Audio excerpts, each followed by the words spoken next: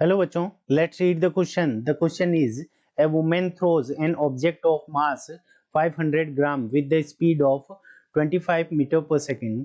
और part A के अंदर गिवन है what is the impulse imparted to the object. Part B के अंदर गिवन है if the object hits the wall and rebounds with the half of original velocity, half of original speed, what is the change in momentum of the object. ठीक है बच्चों, तो हमें क्या दे रखा है कि एक ऑब्जेक्ट है जिसको वुमेन क्या कर रही है, थ्रो कर रही है, ठीक है।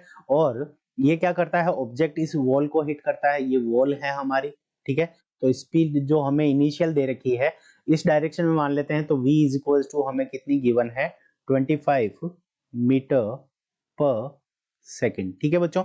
और जब वो फाइनल इस डायरेक्शन के अंदर आती है, ये v1 मान लेते हैं और ये v2 मान लेते हैं। तो v2 की वैल्यू क्या है, ओरिजिनल की हाफ है, और ये क्या है, डायरेक्शन ये पॉजिटिव एक्स एक्सिस की तरफ है, तो ये नेगेटिव हो जाएगा, तो -12.5 मीटर पर सेकेंड, ठीक है बच्चों।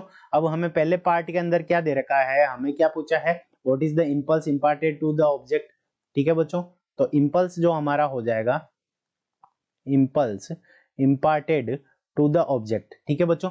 तो इंपल्स हमारा क्या हो जाएगा, चेंज इन मोमेंट, ठीक है बच्चों, चेंज इन मोमेंट, ठीक है। तो चेंज इन मोमेंट, ठीक है। तो चेंज इन मोमेंटम, तो इंपल्स हमारा क्या हो जाएगा, चेंज इन मोमेंटम के इक्वल हो जाएगा, ठीक है बच्चों। अब चेंज इन मोमेंटम को क्या लिख सकते हैं, m v final minus v initial, ठीक है बच्चों। तो चेंज इन मोमेंटम एफ, ठीक है। तो m v final minus v initial, m v minus u, ठीक है बच्चों। अब दो इनिशियली ऑब्जेक्ट क्या था, रेस्ट पे था, और उसको क्या कर दिया उसने 25 से थ्रो किया। तो m कितना दे रखा है हमें, 500 ग्राम दे रखा है। तो m की वैल्यू अगर हम केजी के अंदर चेंज करें तो 500 ग्राम इज इक्वल्स टू 500 ग्राम है, तो इसको हम क्या लिख सकते हैं 0.5 केजी, ठीक है बच्चों। तो m की वैल्यू अगर यहाँ पे लिखें तो m की वैल्यू हमारी कितनी हो जाएगी 0.5 केजी, ठीक है। तो m की वैल्यू हमारी 0.5 केजी इंटू जो वेलोसिटी है वो कितनी है 25 और इनिशियल कितनी थी 0, ठीक है बच्चों। तो यहाँ से हमारे पास में जो आ जाएगा मोमेंट वो कितना आ जाएगा 12, इंपल्स कितना आ जाएगा 12.5, ठीक है, न्यूटन सेकंड, ठीक है बच्चों, 12.5 न्यूटन सेकंड, या फिर इसको हम क्या लिख सकते हैं 12.5 केजी मीटर पर सेकंड, ठीक है बच्चों। तो ये आ गया हमारे पास इंपल्स इम्पार्टेड। अब बात करते हैं पार्ट बी की। पार्ट बी के अंदर क्या दे रखा है, change in moment of the object rebounds होने के बाद, ठीक है।